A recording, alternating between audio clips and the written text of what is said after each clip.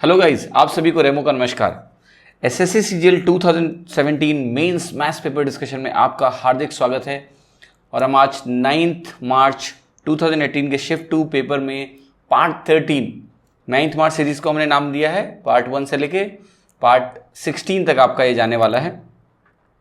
तो इसमें हम पार्ट 13 कर रहे हैं, जिसमें हम क्वेश्चन आईडी 441 से क्वेश्चन आईडी 450 डिस्कस करेंगे। जिन्होंने पहले के डिस्कशन नहीं देखे हैं वो आई आइकन पर क्लिक करके सारे डिस्कशन को देख सकते हैं।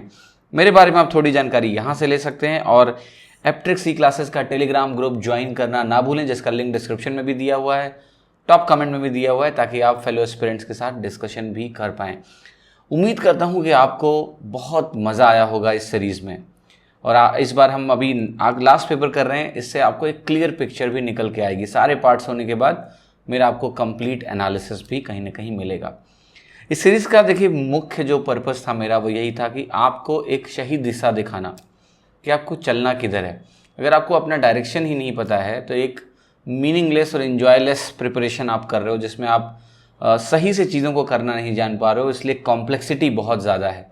ठीक है, उम्मीद करता हूँ इस सीरीज़ ने आपको बहुत बहुत बहुत मदद करी होगी। आप ज़्यादा से ज़्यादा लोगों को इस सीरीज़ से जोड़ें ताकि सबको ये मालूम चले कि क्या करना है अब और कैसे प्रिपरेशन करनी है। तो चलिए शुरुआत करते हैं आज के क्लास की। जिन लोगों ने चैनल को सब्सक्राइब नहीं किया है, सब्सक्राइब करके बेल आइकन प्रेस करें ताकि हर एक अपलोड की नोटिफिकेशन आपको इमीडिएटली मिलती रहे। तो चलिए शुरुआत करते हैं। Question number 41। फॉन्ट साइज छोटा है तो डरिएगा मत, मैं आपको पढ़ के और सही से समझाऊंगा। क्वेश्चन नंबर 41 देखिए क्या कह रहा है। कह रहा है कि 4 identical cones each of radius 10.5 centimeter and height 14 centimeter are cut from a cuboid of dimension 30 centimeter, 32 centimeter and 40 centimeter. Base of each cone lies on the surface of cuboid. What is the total surface area of the remaining solid? Hindi में पढ़ता हूँ। 10.5 centimetre त्रिज्या तथा 14 centimetre ऊंचाई वाले 4 समान शंकुओं को एक घनाभ में से काटा गया है, जिसका आयाम 30 सेंटीमीटर, 32 सेंटीमीटर और 40 सेंटीमीटर दिया गया है। प्रत्येक शंकु का आधार घनाभ की सतह पर है। बचे हुए ठोस का कुल पृष्ठीय क्षेत्रफल क्या है? देखिए पहले तो आप इस सवाल को ज़रा समझने की कोशिश करो सर। आपको एक घनाभ दिया गया है, उसकी आपको डायमेंशन दी गई है। एग्जाम में ना ये डायग्राम ड्रॉ नहीं करना है, बस विजुलाइज करना है। ठीक है, यहाँ मैं आपको दिखाता हूँ। अभी कह रहे हैं कि इसमें से आपने 4 शंकु काट लिए हैं, है ना। आपने यहाँ क्या किया, कोन्स आइडेंटिकल काट लिए हैं, जिसका डायमेंशन आपको प्रोवाइड कर दिया गया है। अब ये कह रहा है कि जो भी कोन आपने कट किया ना, उसका जो बेस है ना वो यहाँ पर है, बेस यहाँ पर है। आपसे मेरा सवाल है, बेस जो है सरफेस पे है, दिया हुआ है आपको, है ना, कि सरफेस ऑफ क्यूबॉइड है। जब भी आप इस कोन को सरफेस से काटोगे तो आप जरा ध्यान से देखो कि ये क्या होगा। ये सॉलिड को ऐसे कट करेगा, इतना पोर्शन यहाँ से निकल जाएगा और इस तरह का एक पोर्शन उसमें क्रिएट हो जाएगा। आप थोड़ा विजुलाइज करो थोड़ी देर के लिए कि आपके पास कोई भी इस तरह का फ्लैट सरफेस, आप थोड़ा वुडन बॉक्स एज्यूम करो और उस वुडन बॉक्स में आप सपोज करो कि ऐसे ड्रिल कर रहे हो और वो जो ड्रिल हो रहा है ना, उसका जो आकार है, ड्रिल मशीन उम्मीद करता हूँ आपने देखी होगी। और सपोज करो ड्रिल मशीन जो है ना वो कुछ इस तरह से ड्रिल करती है ना। तो ड्रिल मशीन अगर इस तरह से ड्रिल करेगी ना तो वो क्या करेगा, इसी शेप में बाहर निकालेगा वो वुड को। तो वुड बाहर निकल जाएगा तो एक इस तरह का स्पेस क्रिएट हो जाएगा। अब जरा ध्यान से विजुलाइज करो कि सरफेस एरिया में चेंज कहाँ आया है। देखिए होगा क्या कि जो भी सरफेस एरिया था इस क्यूबॉइड का, इसमें से क्या सरफेस एरिया लूज हुआ और क्या गेन हुआ। तो अब अगर ध्यान से आप विजुलाइज करो उस वुडन बॉक्स को, तो देखो सरफेस एरिया लूज कहाँ पर हुआ, जहाँ पर भी आप ड्रिल मारोगे एक होल की तरह क्रिएट हो जाएगा। वो कोनिकल होल है, मैं आपको बोल रहा हूँ, एज्यूम करो कि वो कोनिकल होल है। तो उस कोनिकल होल में आप देखोगे कि क्यूब में जो ये फ्लैट सरफेस था वुडन बॉक्स का, पहले जब आप ड्रिल लगाओगे तो ऊपर क्या होगा, एक ऐसे कैविटी बनेगी जिससे ड्रिल होगा। तो क्या हुआ, आपने वो सर्कुलर पोर्शन लूज किया, मतलब वो सरफेस एरिया इस क्यूबॉइड में से लूज किया है। अब साथ में ये हुआ कि सरफेस एरिया गेन कितना किया है। तो देखिए जो भी ये कर्व्ड सरफेस एरिया होगा इस क्यूब का, इस कोन का, ये गेन्ड सरफेस एरिया है, ये एडिशनल सरफेस जनरेट हुआ। तो जो हमारे पास ऑलरेडी क्यूबॉइड था, जब आपने इस तरह से एक कोन इससे कट किया तो क्या हुआ, उसका एक, आप सरफेस को विजुलाइज करो, सरफेस क्या होगा, ओपन हो गया और एक ऐसे कोनिकल टाइप का उसमें होल बन गया, है ना। तो जहां ओपन हुआ वहां पहले क्या था, सॉलिड था। तो जो ओपन हुआ वो सरफेस एरिया मैंने लूज किया, लेकिन मैंने गेन क्या किया, मैंने उसका कर्व्ड सरफेस एरिया गेन किया, क्योंकि वो एक फ्लैट सरफेस अब ओपन हो गया है। तो इस प्रोसेस में आपको पता है एक ड्रिलिंग से एक कोन जब आपने कट किया जिसका बेस सरफेस पे है, तो आपने equal to the base area lose कर दिया, लेकिन आपने गेन क्या किया, उस कोन का कर्व्ड सरफेस एरिया। देखिए ये क्वेश्चन जिनको नाम दिया गया है कटिंग बेस क्वेश्चंस, राइट, पता नहीं किसने नाम दिया। मैं आपको एक चीज बताता हूं, ये सिर्फ और सिर्फ विजुअलाइजेशन का गेम है। आपको कोई फॉर्मूला नहीं रटना है, ना ही ऐसा है कि बहुत सारे सवाल लगा लेने इस पे बेस्ड। आप बेसिक चीजों को अगर विजुअलाइज नहीं कर सकते ना, तो थोड़ा यार सोचना शुरू करो। कभी कोई कारपेंटर को आप देखो ना कि कुछ ड्रिलिंग विलिंग कर रहे हैं ना, तो बैठ के थोड़ा सोच लिया करो क्या हो रहा है। सिंपल सा विजुअलाइजेशन है सर, आपको कितना सिंपल है ना, आपको यही सोचना है, प्रैक्टिकली सोचना है। और ऐसा नहीं कि आप नहीं सोच सकते हो, आप कोशिश करोगे तो जरूर सोच सकते हो। इस अंडरस्टैंडिंग से आपको ये समझ में आएगा कि अब टोटल सरफेस एरिया मैं कैसे लिखूं। आप कहोगे कि जो रिमेनिंग सॉलिड है उसका जो सरफेस एरिया है टोटल, तो मैं लिख रहा हूं जो टोटल सरफेस एरिया अब बाकी है वो आप क्या कहोगे, वो कहोगे कि जो भी क्यूबॉइड का पहले सरफेस एरिया था, क्यूबॉइड का जो भी सरफेस एरिया था वो तो होगा ही होगा, लेकिन इसमें गायब क्या हो गया, आप कहोगे इसमें से कुछ कम हो गया। क्या कम हो गया, आपको पता है ये वाला सरफेस एरिया कम हुआ, बेस एरिया कम हुआ। और वो भी कितने कोन आप काट रहे हो, आप यहां पर 4 कोन काट रहे हो, ठीक है। तो आप कहोगे 4 कम हो गया यहां पर, और 4 इंटू में लगा रहा हूं, यहां पर कम क्या हुआ, ये पाई आर स्क्वायर कम हो गया, राइट, जिसका रेडियस दिया हुआ है।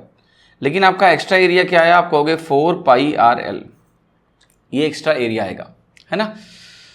तो अब देखिए सवाल को करने का तरीका क्या है, आपको सारी वैल्यूज मालूम है, उसको रख दो और इसका क्वेश्चन हो जाएगा, ठीक है। मैं वो भी आपको कैलकुलेशन करके भी दिखा दूंगा।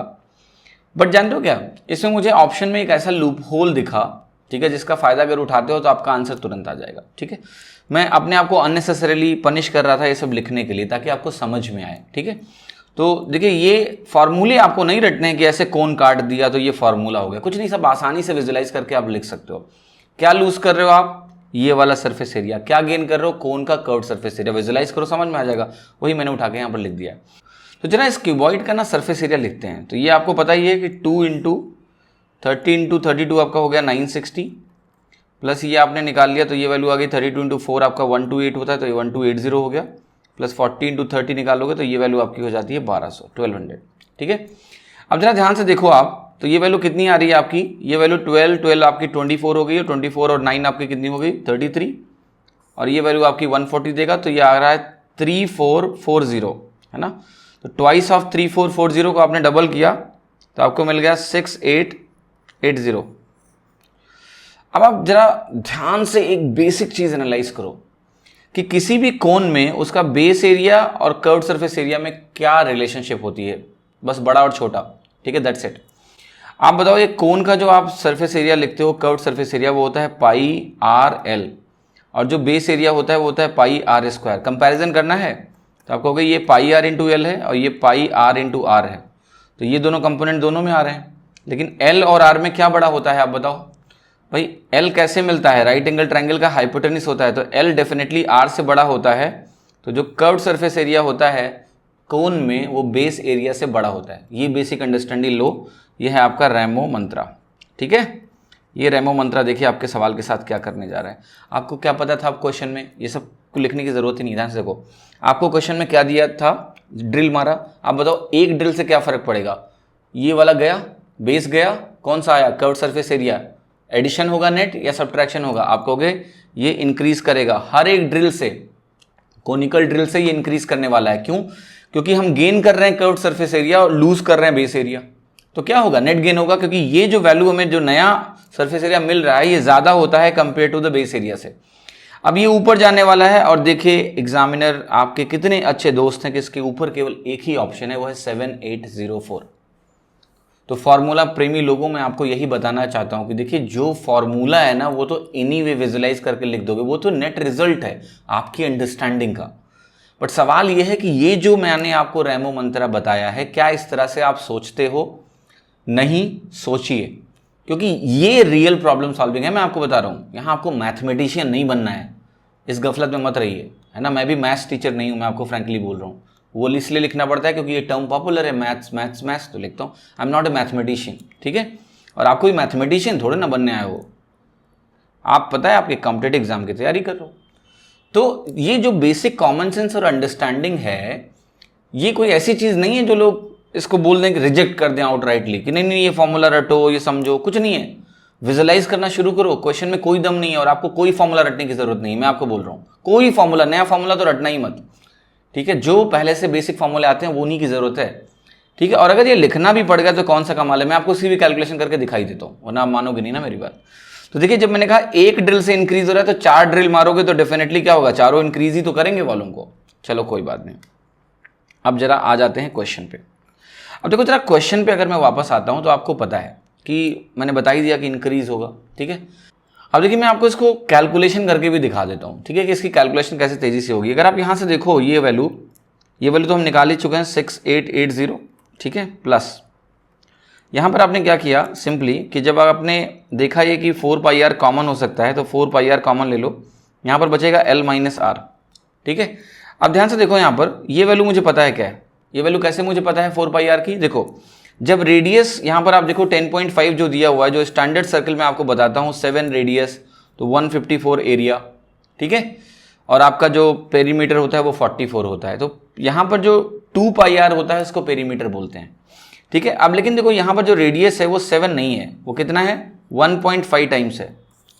तो जब भी 1.5 टाइम्स होता है तो लेंथ कंपोनेंट जितने भी होते हैं 1.5 टाइम्स होते हैं। अब कहोगे 2πr की वैल्यू यहाँ 44 होती अगर रेडियस 7 होता, तो यहाँ पर मैं कहूँगा 4πr क्या होता, आप कहोगे 88 होता, ठीक है, अगर रेडियस 7 होता। लेकिन यहाँ पर 1.5 टाइम्स रेडियस है तो मुझे ऐसे लिखना पड़ेगा। अब मुझे L - R निकालना है, आप ऐसे करना, आप कहोगे R की वैल्यू मुझे दी है 10.5, ये वैल्यू मुझे दी है 14, ये वैल्यू लिखना है। अब देखना ये आपका 3.5 टाइम्स 4 है, ये आपका 3.5 टाइम्स 3 है, तो ये आपका 3.5 टाइम्स 5 होगा पाइथागोरियन ट्रिपलेट्स यूज करके। ये वैल्यू आपको दिख रही है कितना आ गया 17.5। 17.5 में आप 10.5 घटा दो, कितना आ गया 7। देखो वैल्यू आपकी 7 आ गई। तो अब अगर ये वैल्यू 7 आ गई तो अब क्वेश्चन में क्या बचा हुआ है, कुछ भी नहीं, डिफरेंस हमने निकाल लिया, हमने सब कुछ वैल्यू हमें दी है, अब हमें मल्टीप्लाई करके बस हमें अपना आंसर निकल जाएगा। तो आप इसको मल्टीप्लाई कर लो, इसको आप पहले ऐसे इससे मल्टीप्लाई कर लो लेट से, राइट, या फिर आप डायरेक्टली इसको मल्टीप्लाई कर दो 15 × 7, ये आपका हो जाएगा 1.05, 1.5 × 7 कर रहे हो ना आप, तो ये आपका 10.5 आपको दे देगा अल्टीमेटली, ठीक है। मल्टीप्लाई कर लो तो ये आपको मिल जाएगा 880 प्लस 0.5 टाइम्स क्या होगा आपका 44 होगा। तो आप ये जो वैल्यू आपको यहाँ पर अब मिली 880 प्लस 44, ये वैल्यू आप जोड़ दो जरा, ठीक है।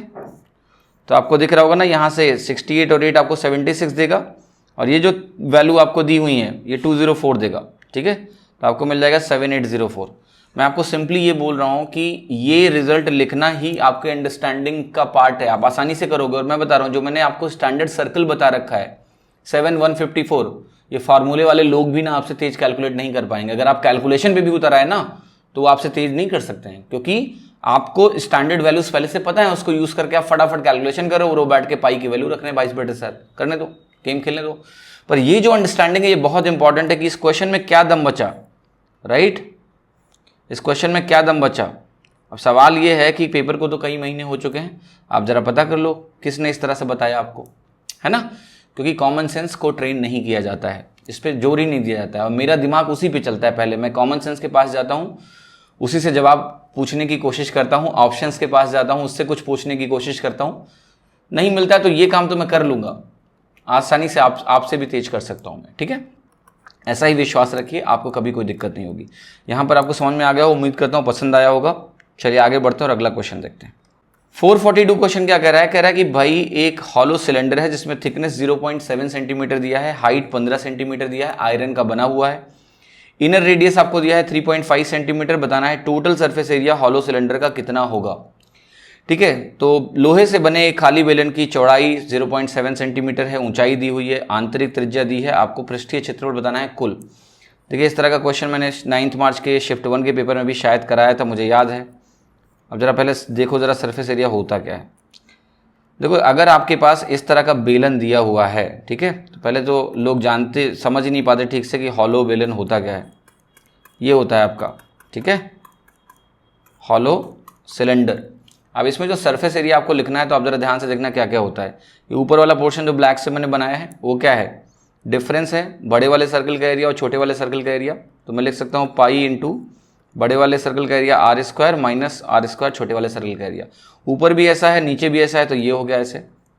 प्लस देखो कर्व्ड सरफेस एरिया आएगा, अंदर वाला भी ये वाले सर्कल का कर्व्ड सरफेस एरिया और बाहर वाले का भी, ये दोनों सरफेस ऐसे हैं जो कर्व्ड सरफेस एरिया के पार्ट होंगे, क्योंकि ये सॉलिड सिलेंडर नहीं है, हॉलो सिलेंडर है।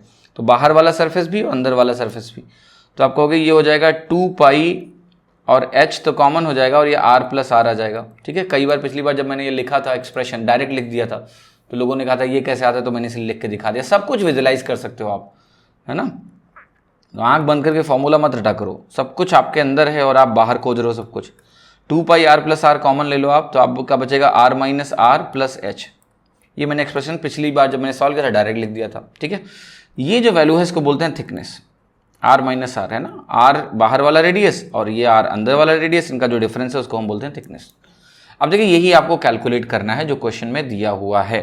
ठीक है, तो जरा करें, बहुत आसानी से सवाल मैं आपका ये बताता हूँ कैसे होगा। आप कैलकुलेशन का पार्ट है वो भी क्विकली हो जाएगा।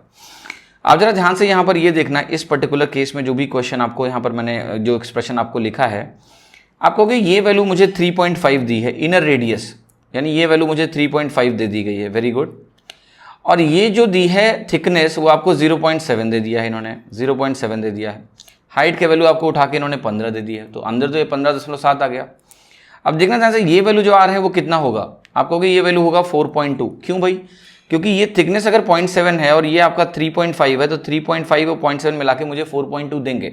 ठीक है, मैं इंटू करता हूँ और इंटू मैंने किया 2 पाई।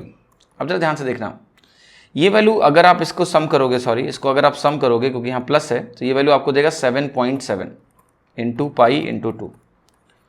आपको एक चीज़ याद है कि मैंने बताया था कि अगर आपका रेडियस 7 है तो 2 पाई आर यानी 2 पाई इंटू 7 की वैल्यू क्या होती है 44।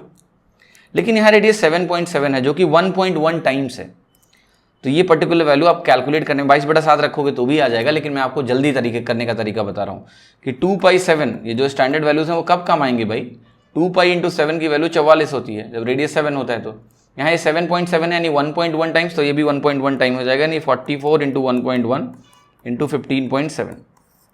ठीक है, ये आप कैलकुलेशन अगर करते हो तो आपको मिल जाएगा आपका आंसर। ठीक है, आप इसको मल्टीप्लाई करके आंसर निकाल दो, बट ये सब करना ना समय की घोर बर्बादी है। ठीक है, क्यों भाई, क्योंकि यहाँ जो ऑप्शन दिए ना उनमें कुछ कमी है, और वो कमी यही है कि देखिए आपको पता है कि यहाँ भी पाई का टर्म आ रहा है, यहाँ भी पाई का टर्म आ रहा है, पहली चीज़। दूसरा एक चीज़ और भी मालूम है कि जो रेडियस दिया है ये 7 से अगर हम डिवाइड करेंगे, इसको आप थोड़ा ध्यान से देखो, 7 से डिवाइड करोगे तो ये 0.5 देता है। थिकनेस भी आपको 0.7 दी है जो 7 से डिवाइड होने पे 0.1 देता है। तो इससे एक चीज़ आपको कहीं ना कहीं मालूम है कि अगर मैं अपना r प्लस आर निकालने गया, क्योंकि अल्टीमेटली तो सारी चीज़ें प्रोडक्ट में आने वाली हैं, यहाँ भी पाई का टर्म है, यहाँ भी पाई का टर्म है, तो r प्लस आर जो होगा ना वो 7 से डिवाइड करके मुझे डेसिमल नंबर देगा, डेसिमल नंबर मुझे देगा, कोई दिक्कत नहीं है, लेकिन वो चीज़ जो भी वैल्यू आएगी वो 7 से डिवाइड हो जाएगी, है ना। सेम चीज़ अगर प्रोडक्ट में एक वैल्यू भी 7 से डिवाइड हो रही है, ठीक है, तो हम 11 से डिविजिबिलिटी देख सकते हैं कि कौन सा ऑप्शन 11 से डिविजिबल है, वो हमारा पॉसिबल आंसर हो सकता है। डेसिमल आप भूल जाओ।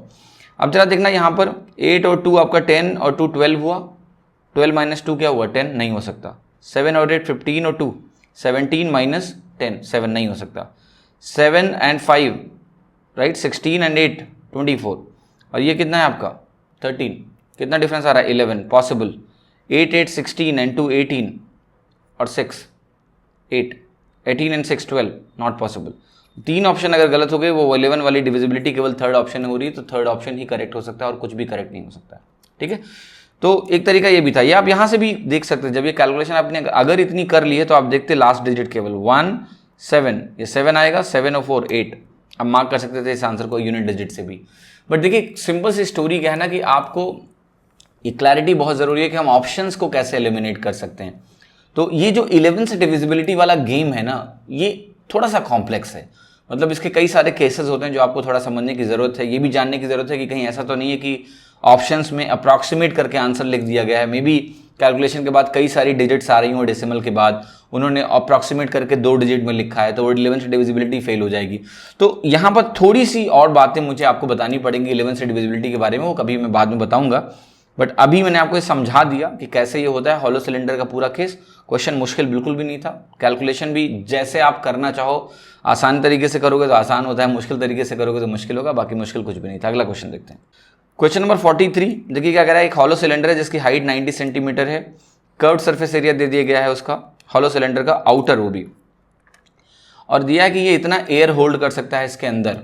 तो what is the thickness of this cylinder. एक खाली बेलन की ऊंचाई दी है, वाह वक्र पृष्ठीय क्षेत्रफल दिया हुआ है, इतनी सेंटीमीटर क्यूब की वायु अपने अंदर रख सकता है, तो बेलन की मोटाई हमें बतानी है क्या होगी। ठीक है, तो चलिए शुरुआत करते हैं भाई, बेलन की मोटाई जरा पता करते हैं कि क्या हो सकती है। तो देखिए पहली चीज़ तो ये कि आपको पता है कि अगर हम आउटर कर्व्ड सरफेस एरिया लिखेंगे तो आपको पता है वो होगा 2 pi r into 90 is equal to 11880। ठीक है, अब जरा डिवाइड करके जरा वैल्यू निकालो, तो ये आपका सिंपल सा दिख रहा है मुझे 900 प्लस 288 मतलब 32 टाइम्स, तो ये हो गया आपका 132। 2 पाई r 132 आ गया। 2 पाई r किसको करस्पॉन्ड करता है, एक सर्कल के सरकमफरेंस को। ठीक है, अब मैंने बताया था कि अगर ये वैल्यू 44 होती तो रेडियस क्या होता, 7 होता, लेकिन यहाँ पर क्या है 132।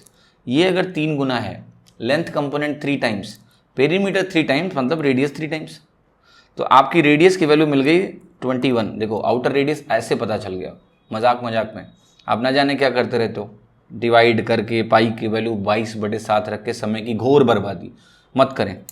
फिर कह रहा है इसमें इतना एयर होल्ड कर सकते हैं। अब जरा ये बहुत इंपॉर्टेंट है कि क्या एयर कैसे होल्ड होगा भाई। देखो हॉलो सिलेंडर का जो केस होता है ना, मैं थोड़ा सा एयर होल्डिंग वाला गेम समझा दूंगा आपको, क्योंकि यहीं आप गलत हो जाते हो। ठीक है, समझ ही नहीं आता कि हवा कहाँ भरी है इसमें। देखो सर जी, ये वाला जो पोर्शन होता है हॉलो सिलेंडर के केस में ना, ये वाला पोर्शन ये तो होता है सॉलिड, है ना, तो इसमें ना हवा नहीं भरने जा रहे हो आप। हवा कहाँ भरेगी, ये वाला पोर्शन जो बीच वाला पोर्शन है, यानी अंदर वाले सिलेंडर के वॉल्यूम के बराबर हवा इसमें भरी होगी। तो अंदर वाले सिलेंडर का वॉल्यूम आपको दिया है, आपको पता है सिलेंडर का वॉल्यूम क्या होता है, पाई r² इंटू एच की वैल्यू दे दी 90, 55440। देखो 9 से 9 कैंसिल हुआ। अब जरा इसको ध्यान से देखो, 9 इंटू 600 टाइम्स होता है 5400, 144 बचा तो वो 16 टाइम्स हो गया, 616 आ गया। ठीक है, ऐसे कुछ डिवीजन करना सीखिए। अब देखो आपको पता है, मैंने बताया कि जो स्टैंडर्ड सर्कल होता है 7, उसका एरिया क्या होता है 154। यहाँ पर एरिया कितना दिया हुआ है 616, जो कि कितने गुना है 4 गुना। अगर इस सर्कल से एरिया 4 टाइम्स आ रहा है तो रेडियस कितना गुना होगा 2 टाइम्स। तो यहाँ से रेडियस की वैल्यू 7 इंटू 2 यानी 14 हो जाएगी। और थिकनेस किसको बोलते हैं भाई, outer radius minus inner radius, 7 हो गया, ये आपका आंसर हो गया। ठीक है, एक स्टैंडर्ड सर्कल आपको पता है मेंसुरेशन को बहुत आसान बना देता है, बहुत आसान बना देता है, लेकिन ये आपको कोई पढ़ाता ही नहीं है ना। तो मैं पढ़ा भी रहा हूँ, सिखा भी रहा हूँ और खूब अप्लाई करके भी दिखा रहा हूँ, ताकि आपका जो डर है ना मेंसुरेशन को लेके, ये तो मुझे सबसे ज़्यादा आसान लगता है मेंसुरेशन, क्योंकि थोड़ा सा विजुलाइज करना होता है, डायग्राम मज़ा भी आता है, अच्छा भी लगता है ना। तो थोड़ा सा मतलब अपना डर खत्म करिए, इसमें कोई दम नहीं है, कुछ भी नहीं है, बहुत आसान है। आप गलत तरीके से कैलकुलेट करते हो, विजुलाइज करना जानते नहीं हो, और आपके लिए मेंसुरेशन और ज्योमेट्री का मतलब होता है सिर्फ फॉर्मूला। वो सोच अगर आप बदल दो तो कुछ बाकी नहीं रह जाएगा, सब कुछ बहुत आराम से होगा। क्वेश्चन नंबर 44 कह रहा है कि एक हॉलो स्फीयर है, उसको मेल्ट किया गया है और स्मॉल आइडेंटिकल हॉलो स्फीयर्स बनाए गए। इनर और आउटर रेडियस बिगर स्फीयर का 4 सेंटीमीटर और 6 सेंटीमीटर दिया हुआ है। फिर कह रहा है इनर और outer radius of the smaller spheres 2 centimetre और 3 सेंटीमीटर दिए गए हैं। बताओ how many smaller spheres can be form. कह रहा है खाली गोले को पिघलाकर समान खाली छोटे गोले बनाए गए हैं। बड़े गोले की आंतरिक तथा बाह्य त्रिज्या क्रमशः 4 सेंटीमीटर तथा 6 सेंटीमीटर है। यदि गोले की आंतरिक तथा बाह्य त्रिज्या क्रमशः 2 सेंटीमीटर तथा 3 सेंटीमीटर है तो छोटे कितने गोले बन सकते हैं। पता है क्या आंसर है 8। इतना ही टाइम लगना चाहिए बस। कैसे, आपको जरा ध्यान देना है कि जो भी मेरे पास एक आकृति दी है जिसको बोलते हैं हॉलो स्फीयर, उसकी जो भी आउटर और इनर रेडियाई हैं, जो भी डायमेंशन है, भाई किसी भी स्फीयर को डिफाइन करने के लिए आपको कौन सी डायमेंशन चाहिए, रेडियस चाहिए। हॉलो स्फीयर को डिफाइन करने के लिए 2 डायमेंशन चाहिए, आउटर रेडियस इनर रेडियस। ठीक है, वो दोनों यहां दे दिए हैं। तो ये तो मेरा हो गया बड़ा वाला जो है स्फीयर, हॉलो स्फीयर। ठीक है, बड़ा वाला हॉलो स्फीयर जो है ये हो गया, कुछ ऐसा 3D में है, विजुलाइज कर लो, यहाँ सर्कल दिख रहा है। तो जैसे ही मैंने ये लिखा आपको होगा ये 4 है और ये 6 है, ये 3D में सर, गोला पूरा एज्यूम करना। फिर आप करो कि ऐसे ऐसे ना छोटे छोटे मुझे स्फीयर बनाना है जिसमें ये 2 हो और ये 3 हो, कितने बन जाएंगे। आपको पता है अगर इस दोनों डायग्राम को आप कंपेयर करोगे ना तो सिर्फ एक काम हुआ है, इसकी जो भी डायमेंशन है लेंथ कंपोनेंट को 1/2 कर दिया है। देखो 6 आपका 3 हो गया और 4 आपका 2 हो गया। लेंथ कंपोनेंट को आपने क्या कर दिया 1/2। अगर आपने लेंथ कंपोनेंट 1/2 किया, हाफ किया, एरिया 1/4 हो जाता है और जो वॉल्यूम होता है वो 1/8 हो जाता है। वॉल्यूम क्या हो जाता है 1/8। अब जरा ध्यान से देखो, मैं अगर मान लूँ कि बड़ा वाला जो हेमिस्फीयर मेरे पास था उसका वॉल्यूम क्या था 1, तो अब मुझे पता है छोटे वाले हर एक हेमिस्फीयर का वॉल्यूम क्या होगा 1/8, तो कितने बन जाएंगे सर 8। कितना आसान सवाल है बताओ, कितना आसान सवाल है। क्यों बदनाम कर रखा है आप लोगों ने मेंसुरेशन कठिन, मेंसुरेशन कठिन। सवाल ये है कि ये सवाल भी आप लंबे तरीके से लगाते हो, ये विडंबना है, ये बहुत ही घोर विडंबना है। अपने इंटेलिजेंस और कॉमन सेंस को ऐसे बर्बाद ना करें, वो आपको इस्तेमाल करने के लिए ही मिली है, उसको आप करते ही नहीं हो। इस सवालों में ना जाने क्या करते हो आप, 4/3 पाई r³ माइनस r³, है ना। क्यों जरूरत है भाई, जब बेसिक अंडरस्टैंडिंग है हमें, लेंथ कंपोनेंट हाफ हो गया तो 1/8 हो जाएगा, वॉल्यूम 1/8 हो गया तो 8 हो जाएंगे, सिंपल। कितना आसान है, पढ़ा और मार्क कर दिया, तो अरिथमेटिक से भी ज्यादा आसान है। अगला क्वेश्चन, चलिए क्वेश्चन नंबर 45 करते हैं। क्या कह रहा है, कह रहा है कि एक हेमिस्फेरिकल डोम है जो बेस से खुला हुआ है और आयरन का बना हुआ है। Thickness of dome is 3.5 meter, मतलब डोम की थिकनेस दी हुई है 3.5 मीटर। टोटल कॉस्ट जो पेंटिंग का है कर्व्ड सरफेस को, आउटर कर्व्ड सरफेस को, वो 2464 है। मतलब जो आपका बाहर की वक्रीय सतह है उसको पेंट करने में इतना रुपए लगता है।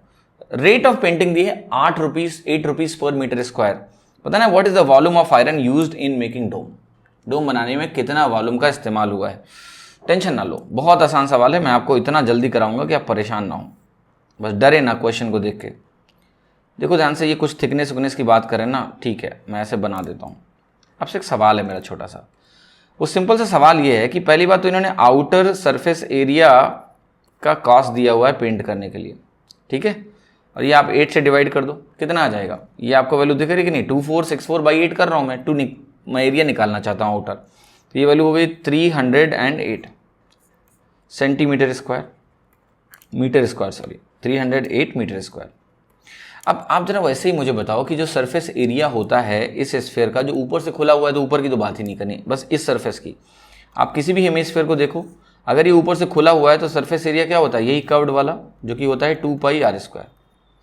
अब आप मुझसे कह रहे हो कि ये 2πr², जो अगर बाहर वाले का रेडियस मैं r मान रहा हूँ, वो वैल्यू 308 है। कुछ जाना पहचाना लग रहा है कि नहीं।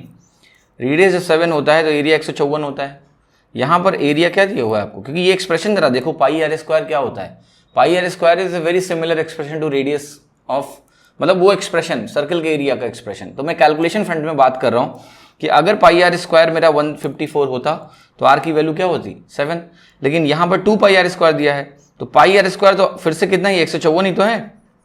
πr² क्या है आपका 154 ही तो है, तो πr² जब भी 154 होता है तो रेडियस की वैल्यू क्या होती है 7, ठीक है। अब देखो बाहर का रेडियस इतने मजे मजे में मिल गया, कोई फॉर्मूला यहाँ भी आपको नहीं लगाना पड़ रहा है। आप खुश नहीं है क्या, ठीक है, कि कैलकुलेशन नहीं कर रहे हैं, पाई की वैल्यू भी नहीं कर रहे हैं और आसानी से आंसर आ रहा है। समझ रहे हो आप, चीज़ें इतनी आसान है, बस परेशान ना हो, ठीक है। तो इसके बाद देखिए अब क्या हुआ, जब रेडियस बाहर वाले का मिल गया, अब जरा ध्यान से एक चीज़ बताओ मुझे, बाहर वाले का रेडियस मालूम है, अंदर वाले का थिकनेस 3.5 दिया है। अब अगर ये थिकनेस 3.5 है तो अंदर वाले का रेडियस कितना होगा, वो भी 3.5 होगा, 3.5 और 3.5 7 बनेगा। अब यहाँ से मैंने एक चीज़ बताई आपको कि बाहर वाले का रेडियस और अंदर वाले के रेडियस का जो रेशियो है वो आपका मिल गया 2:1, 7 3.5, 2:1 हुआ। अब एक चीज़ आप बताओ मुझे, अगर मैं बाहर वाले का वॉल्यूम बोल दूँ 1, तो अंदर वाले का वॉल्यूम क्या होगा 1/8, हाफ। पिछले वाले सवाल में समझा है ना ये, कि जब भी हाफ रेडियस होगा तो वॉल्यूम क्या होता है आपका 1/8 होता है। अब जो वॉल्यूम मुझे कैलकुलेट करना है वो क्या होगा, बाहर वाले का वॉल्यूम माइनस अंदर वाले का वॉल्यूम, वही तो मुझे निकालना है। तभी तो हमें पता चलेगा कि कितना गुंबद बनाने में लोहे का आयतन पता चलेगा, तभी ना, यही तो मालूम करना है हमें। तो अब देखो ये कहोगे आप 1 - 1/8, ये वैल्यू आपको देगा 7/8, बट 7/8 किसका, इसका, क्योंकि 1 इसको मान रहे ना, तो बाहर वाले का वॉल्यूम में लिखने जा रहा हूँ। अब 2/3 होता है, पाई होता है इंटू r³ होता है, लेकिन r की वैल्यू 7³ है। अब आपको लग रहा होगा ये तो इन्होंने फार्मूला लिख दिया, अब तो ये कैलकुलेट कराएंगे, नहीं करूँगा। जरा सोचिए आप, अगर यहाँ पर इसकी वैल्यू निकालने जाओगे तो आपको क्या मिलेगा, इंटीजर मिलेगा कि नहीं मिलेगा, बोलिए। यस, इंटीजर मिलेगा, कोई समस्या नहीं होनी चाहिए, क्योंकि यहाँ पाई की वैल्यू ही 22/7 होती है, मुझे पता है πr² ही 154 होता है, तो 154 × 7 है। अब देखो यहाँ पर 2 है, ये नंबर अगर मैं कैलकुलेट करूंगा तो मुझे पता है ये 154 × 7 है, ये इवन नंबर है, यहाँ से 2 बाहर निकलेगा, यहाँ से एक 2 है, यानी ये 4 हो जाएगा, ये काट के क्या देंगे मुझे 2 देंगे, डिनोमिनेटर मेरा क्या आ जाएगा 6। अब आपको पता है डिनोमिनेटर में अगर 6 आता है, इतना पढ़ते हुए भी ही मैं आंसर मार्क कर सकता हूँ 4th। कैसे समझाता हूँ। देखिए अगर डिनोमिनेटर 6 आया और आपने किसी भी नंबर को डिवाइड करना शुरू किया, किसी भी नंबर को आप डिवाइड करोगे तो अल्टीमेटली कुछ इंटीजर पार्ट होगा जो डिवाइड हो जाएगा, और इंटीजर पार्ट जो नहीं होगा वो क्या होगा, फ्रैक्शन में बचेगा। अब देखो क्या क्या रिमाइंडर आने की पॉसिबिलिटी है, 1 2 3 4 5 और 6 तो आएगा नहीं, वो तो इंटीजर देगा, ये रिमाइंडर आ सकते हैं। ध्यान से देखना, 1 आया तो 1/6 बनेगा, यानी अंत में क्या आएगा, आप देखो इसको डिवाइड करके 0.166 करके आएगा। अगर आप इसको डिवाइड करो, 2 होगा तो 2/6, 1/3 होता है 0.33 आएगा, 3 होगा तो 3/6 0.5 आएगा, 4 होगा तो 4/6 यानी 2/3 यानी 0.66 आएगा, 5 होगा तो 5/6 आएगा यानी 0.833 करके आएगा, 6 का तो बात ही नहीं करना। अब देखो जितने भी ये पॉसिबल डेसिमल वैल्यूज हैं इस डिवीजन में, मतलब अगर आप ये डिवाइड करोगे तो इंटीजर प्लस रिमाइंडर 1 2 3 4 5 के अलावा क्या ही आ सकता है, इन्हीं में वो आपका नंबर एंड करने वाला है। आपका आंसर कौन सा ऑप्शन होगा, चौथा। मैं क्या करूं, अगर मुझे ये चीजें आती हैं, मुझे बेसिक नंबर्स का आइडिया है, मैं चीजों को क्विकली एनालाइज कर रहा हूं, तो इसमें कोई मेरी गलती नहीं है ना। आप भी ऐसे बनिए, छोटी छोटी चीजें बड़ा बड़ा इंपैक्ट डालती हैं। ठीक है, कि आपका जब 6 से डिवाइड करते हो आप कोई भी नंबर है, या तो वो इंटीजर आएगा या फिर इंटीजर पॉइंट समथिंग आएगा, और उसमें यही पॉसिबिलिटीज हैं अंत में आने की, और कुछ नहीं आ सकता है। और 0.83 में ही दिया है, उसका करेक्ट होना, उसका सही होना उसकी मजबूरी है, मैं क्या करूं। तो मैं कैलकुलेशन पूरा कर ही नहीं रहा हूं, मैं आंसर मार्क कर दूंगा इसका भी। मेंसुरेशन में आप बहुत ज्यादा अननेसेसरी कैलकुलेशन करते हैं, उससे मैं आपको बचा रहा हूं। और एक स्टैंडर्ड सर्कल आपकी पूरी जिंदगी बदल सकता है। ठीक है, याद रखिएगा, ये रेमो मंत्र जो स्टैंडर्ड सर्कल का है वो बहुत मदद करेगा आपकी। तो मेंसुरेशन को तो मैंने 2-3 चीजों से ही आसान बना दिया है। मैंने आपको बताया वो इक्विलर ट्रायंगल स्टैंडर्ड सर्कल, खत्म हो जाता है पूरा गेम ही। साथ साथ थोड़ा थोड़ा basic understanding, half radius 1/8 volume ऐसे करके।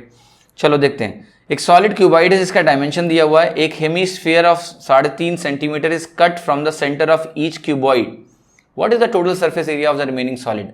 अच्छा ये बताओ, ये वैसा ही नहीं है जो अभी थोड़ी देर पहले करके आए थे, उसमें एक इन्होंने क्यूबॉइड दिया था, उससे इन्होंने क्या काटा था, कोन। अब ये उस क्यूबॉइड से काट रहे हैं हेमीस्फीयर।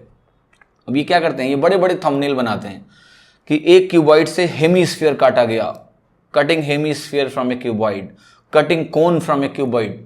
मैं आपको बताता हूं, ठीक है, कि मैंने आपको जैसा वो समझाया है वही प्रोसेस यहां पर है, लेकिन थोड़ा सा सावधानी से काम करते हैं, जरा सोचते हैं कि क्या यहां भी वो चीज होगी कि नहीं होगी। पहले तो एक चीज विजुअलाइज करो कि आपने अगर एक क्यूबॉइड में से हेमीस्फीयर काटा from the centre of each face, देखो क्या होगा। जब आपने क्यूबॉइड लिया तो क्विकली आप विजुअलाइज करो, चीज तो आपकी वही होगी। देखिए जैसे ही आपने काटा, यहां पर क्या होगा, यहां पर एक होल बनेगा, और आप हेमीस्फेरिकल कट मार रहे हो। आप ध्यान देना, हेमीस्फेरिकल अगर आप कट मारते हो तो लूज आप करोगे सर्कल का एरिया, पर आप गेन करोगे क्या, कर्व्ड सरफेस एरिया। सेम, मैं ज्यादा नहीं समझाऊंगा क्योंकि अभी तो समझाया है। तो जो कर्व्ड सरफेस एरिया होता है वो तो होता है 2πr², और लूज क्या कर रहे हो आप, πr², यानी अल्टीमेटली गेन हो रहा है πr² का। लेकिन जरा इस क्यूबॉइड का पहले सरफेस एरिया कैलकुलेट करते हैं टोटल क्या है। तो देखिए आप क्या कहोगे, ये होता है ट्वाइस ऑफ 14 × 18 आप निकालोगे तो ये वैल्यू आपकी आ जाएगी 252। कैसे किया मैंने, 140 + 112 252। मैं क्विकली कैलकुलेट कर पाता हूँ, आप भी करो। 18 × 24 आप निकालोगे तो ये पर्टिकुलर वैल्यू आपकी आ जाएगी 432। कैसे, 360 + 72 मेंटली कर सकता हूँ, आप भी करो। ये देखिए इसकी वैल्यू आप निकालोगे 24 × 14, तो ये वैल्यू आपकी कितनी आ रही है, 336। कैसे किया मैंने, 240 + 96। ठीक है, अब जरा देखो एक चीज आप ध्यान से देखो, इसको जोड़ने की जरूरत नहीं है, मुझे कुछ दिख रहा है, मुझे दिख रहा है कि ये वैल्यू 1000 से ऊपर है कि नहीं है सर। 300 200 400 900 हो गया, और साथ में 52 + 32 + 36 डेफिनेटली मोर देन 100। तो ये अगर 1000 प्लस हुआ तो खाली इस क्यूबॉइड का जो वॉल्यूम है, जो एरिया है, वो 2000 प्लस आ रहा है। आप बताओ जरा, अगर आप हर जगह ड्रिल मारने लगे ये वाला, ठीक है, तो क्या होगा, बढ़ेगा कि कम होगा, बढ़ेगा। 2271 ही आंसर हो सकता है। इस ऑप्शन का सही होना इसकी मजबूरी है। तो समय की घोर बर्बादी ना करें। आपको अगर ये लगता है कि फॉर्मूले ही सब कुछ है ना, सर जी ऐसा मत करिए, आप ना प्रोसेस सीखिए, आप थोड़ा विजुलाइज तो करो। हमें कौन सी अंडरस्टैंडिंग नहीं है, बिल्कुल हम बिल्कुल सोच रहे हैं, पूरी अंडरस्टैंडिंग है हमें कि ड्रिल करेंगे तो क्या होगा, राइट। और रही बात, इसको अगर आपको कैलकुलेट करना होगा तो हो जाएगा, इसमें कौन सा बड़ा कमाल है। तो गेम वो नहीं है सीखने का, मैं आपको बता रहा हूं, वो तो ऑन एनी डे कर लोगे, क्लास 10 से वैसे ही तो करते आए हो, उसमें कौन सा कमाल है। कमाल यहां है कि आप ये थोड़ा एबिलिटी अगर डेवलप करो आप, तो ना अननेसेसरी चीजें खत्म हो जाएगी। इसी पेपर में 2 सवाल जिसको आपने बोला कटिंग के बहुत कठिन सवाल कैसे हो रहे हैं, ओरली, केवल ये अंडरस्टैंडिंग की वो एरिया बढ़ जाएगा, बस क्यूबॉइड का एरिया निकाल के आंसर मार्क करना था। 2 सवाल, एक नहीं 2 सवाल एक ही पेपर में। पेपर को कठिन बोल के आप बहुत गलत कर रहे हैं, ऐसा ना करें, ठीक है। क्वेश्चन नंबर 47 कह रहा है एक राइट पिरामिड है जिसका स्क्वायर बेस है, उसका साइड 12 सेंटीमीटर है, हाइट 40 सेंटीमीटर है, इसको बेस पे रखा गया है, 4 पार्ट में काट दिया गया, इक्वल हाइट में 3 कट्स लगाए गए parallel to the base, what is the ratio of the volume of the 4 parts. बहुत आसान है, मैंने आपको ये क्वेश्चन पहले भी कराया हुआ है। पेपर सॉल्व करते समय कभी न कभी ऐसा सवाल आया था, मैंने डिटेल में एक्सप्लेन किया था कि पिरामिड है, अब पिरामिड दिया तो देखिए पिरामिडल स्ट्रक्चर जैसे क्या होता है आपको, जैसे कोनिकल स्ट्रक्चर है, पिरामिडल स्ट्रक्चर जो होते हैं वो कोनिकल टॉप होता है उनका, सॉरी वो पॉइंटेड टॉप होता है, ठीक है। तो जैसा कोन के केस में आप करते हो सेम चीज आपको यहां करनी है, कुछ नया नहीं करना है। आपने 3 पार्ट में डिवाइड किया, 1 2 3 ऐसे किया, 3 लाइन लगाई तो 4 इक्वल पार्ट में डिवाइड हो गया। जब 4 इक्वल पार्ट में डिवाइड हो जाता है तो मैंने आपको ये चीज़ बताई थी कि आपको यहाँ कैलकुलेशन किस चीज़ की करनी है, वॉल्यूम की। तो वॉल्यूम कैलकुलेशन, इसका रेडियस 1, इसका रेडियस 2, इसका रेडियस 3, इसका रेडियस 4, रेडियस और हाइट दोनों 1 1 2 2 3 3 4 4 मान लो। तो ये आपका वॉल्यूम आ जाएगा 1, इन दोनों का टोटल वॉल्यूम 8 आएगा तो ये बनेगा 7, इनका टोटल वॉल्यूम आएगा 3 क्यूब, तो हो जाएगा आपका 27, 27 माइनस 8 आपका ये 19 बनेगा। तो देखिए पूरा वॉल्यूम कितना होगा 64, 64 माइनस 19 निकालो आप, 19 7 एंड 1 27 है ना। तो 27 अगर आप निकालते हो तो ये वैल्यू आपकी कितनी होगी 37, ठीक है। तो ये आपका आंसर हो गया थर्ड वन, 1 7 19 37 जो है रेशियो हो गए वॉल्यूम्स के। बहुत आसान सा क्वेश्चन है, इसको मैंने पहले के पेपर से भी एक्सप्लेन किया, तो आप उस डिस्कशन को भी देखोगे, सारी चीजें क्लियर हो जाएंगी। अगला क्वेश्चन देखते हैं। तो पिरामिड स्ट्रक्चर है, इसको डायरेक्टली आप ऐसे कर सकते हो, इसमें कोई तकलीफ नहीं होनी चाहिए। 48 हो गया कि कह रहा है what is the value of this, ये कोई एक्सप्रेशन दिया हुआ है, इसकी वैल्यू आपसे पूछ रहा है 2 sin 15 degree cos 15 degree 4 sin Q 15 degree cos 15 degree, है ना, निकाले, ठीक है। अब देखिए ये 2 sin 15 और cos 15 आपको देखते ही पता चल रहा होगा कि ये 2 sin 30 डिग्री होता है, माइनस ये वैल्यू आपको दी है, यहाँ पर आप इसको ऐसे लिख सकते हो, sin 15 और cos 15 निकाल दिया और 2 निकाल दिया तो ये 2 sin 30 बन जाएगा, इंटू साइन स्क्वायर 15 डिग्री बन जाएगा। 2 sin 30 डिग्री आप कॉमन ले लो यहाँ से, ये वैल्यू आपको दे देगा 1 minus sine square 15 degree with A 2 here, और ये वैल्यू आपको पता है क्या होती है, ये वैल्यू हो जाती है cos 30 डिग्री, cos 2a। तो देखिए 2 sin 30 इंटू cos 30 डिग्री आपका क्या बनेगा, ये आपकी वैल्यू हो जाएगी sin 60 डिग्रीज, है ना। और sin 60 डिग्री की वैल्यू क्या होती है सर, ये देखो √3/2, और यही इसका करेक्ट आंसर है। बहुत ही आसान सा क्वेश्चन था, इसमें कोई कंफ्यूज होने की आपको जरूरत नहीं थी, स्ट्रेट फॉरवर्ड क्वेश्चन था, ऐसे हो जाएगा। अगला क्वेश्चन देखते हैं, कह रहा है 49th क्वेश्चन, sin x की वैल्यू 1/2 है, sin y की वैल्यू 2/3 है।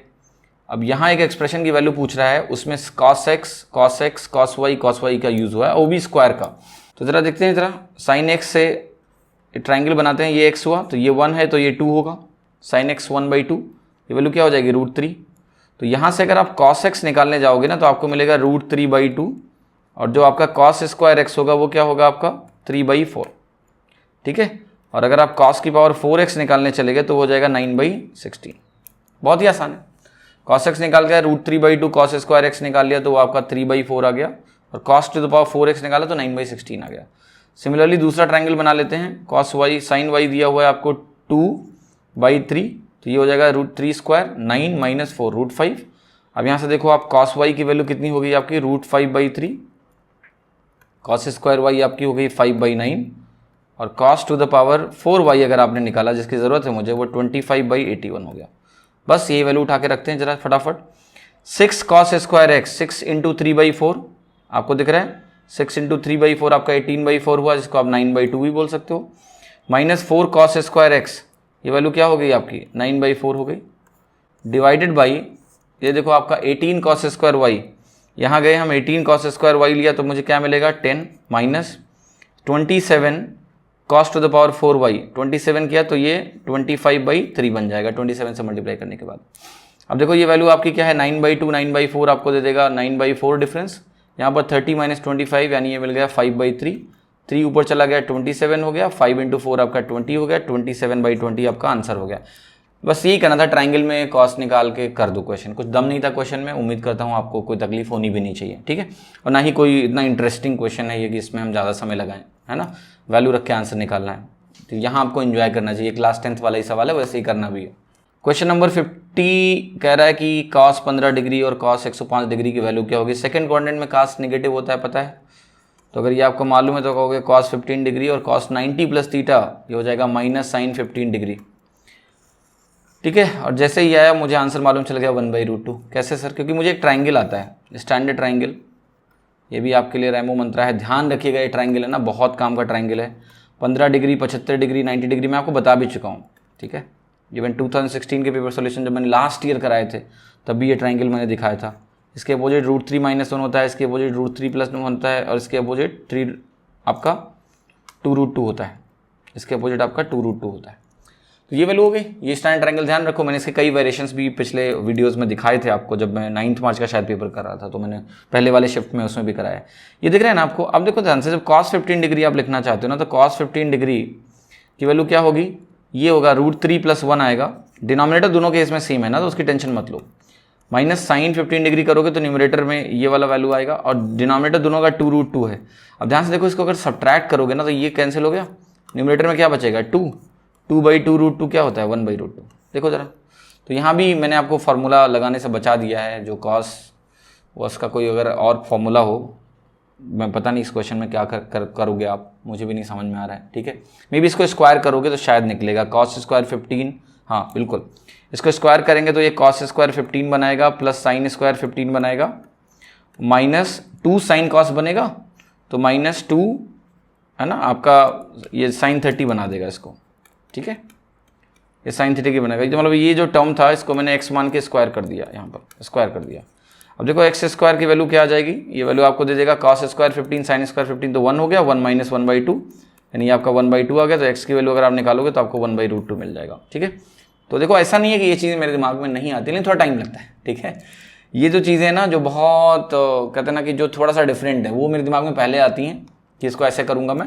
ये सारी चीज़ें जो हैं वो ऐसा नहीं कि नहीं आता है, बस कुछ सेकंड देखना पड़ता है, वो भी समझ में आ जाता है कि कैसे होगा। ठीक है, तो उम्मीद करता हूँ आपको मज़ा आया होगा। स्पेशली आज के जो मेंसुरेशन के सवाल थे वो शायद आपको खुद से देखोगे तो बहुत ही भयानक लग सकते हैं। कैलकुलेशन और 2-2 कटिंग के सवाल, इसने तो पेपर में हल्ला मचा दिया होगा कि कटिंग के सवाल आ गए। कुछ भी नहीं होता है कटिंग सर, ये होता है कि आपको विजुलाइज करना नहीं आता है बस, तो विजुलाइज करना शुरू कर दो। ड्रिल मशीन ले आओ, एक ड्रिल मशीन ले आओ घर में, ठीक है, और ड्रिल कर करके देखो क्या होता है, सरफेस कैसे दिखता है, बस हो गया, सब सीख गए। एक बार समझ में आया कि कैसा ड्रिलिंग होगा, वो विजुलाइजेशन अगर आपको हो गया ना, जो प्रैक्टिकली कर सकते हो ड्रिल मशीन करके, क्या बचा फिर, क्या करना है?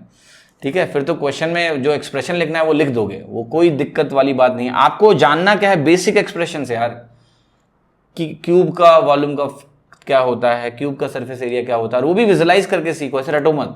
विजुलाइज करके सीखोगे तो आपको वो मेमोरी में भी रहेगा देर तक, और आपको क्योंकि आपको समझ में आएगा कि ये वॉल्यूम ऐसा क्यों लिखा गया है ना, कोन का सरफेस एरिया, यही सब चीज़ें पता होनी चाहिए। बस ज़्यादा दिमाग नहीं लगाना, ज़्यादा फॉर्मूले याद करना कोई ज़रूरत ही नहीं होती उनकी, है ना। अब आप ज़रा ध्यान से देखना, जैसे ये वाला सवाल था, मैंने आपको जो कैलकुलेशन में स्पेशली हेल्प करी, ये वाला सवाल जो इनके कटिंग के क्वेश्चन थे उनको तो हमने बिल्कुल क्या कहते हैं नतमस्तक करा दिया। उसमें हमने क्या बोला कि इस ऑप्शन का सही होना इसकी मजबूरी है। उम्मीद करता हूँ आपको वीडियो लेसन पसंद आया होगा तो शेयर कर देना, नहीं आया होगा तो मत करना। ठीक है, टेलीग्राम ग्रुप एप्ट्रिक्स का ज्वाइन कर लीजिए और अपने फेलो स्टूडेंट्स के साथ डिस्कशन करिए। मेंसुरेशन खत्म हो गया तो बड़ा चंक खत्म हो गया, अगले वीडियो में डीआई के सवाल भी आ जाएंगे, और उसके बाद अरिथमेटिक जिसको हम फर से करके खत्म कर देते हैं। ठीक है, तो धन्यवाद आप सभी को। चैनल सब्सक्राइब करके रखें, बेल आइकन प्रेस करके रखें ताकि अपलोड की नोटिफिकेशन मिलती रहे। धन्यवाद आप सभी को। Thank you so much for watching the video. Thank you.